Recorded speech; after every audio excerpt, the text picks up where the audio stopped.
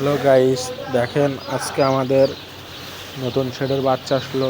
Colour but অনেক সুন্দর বডিং। এখানে এখানে আমাদের প্রো ফায়ার চলতেছে, বাট এমনকি বোর্ডারও চলতেছে। এখানে বাচ্চার তাপমাত্রা অবশ্যই মেনটেন করা লাগবে। এখানে নতুন বাচ্চা হিসাবে এখানে জড়ো হয়ে আছে বেশি। ওখান থেকে প্রো ফায়ার চলতেছে।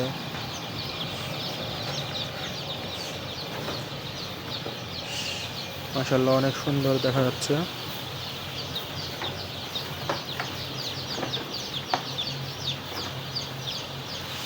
বোর্ডিং করার সময় আপনারা কালো কাগজ দিয়ে এভাবে ঘিরাই নিলে অনেক সুন্দর হবে। বাচ্চাগুলো মাশাআল্লাহ অনেক সুন্দর।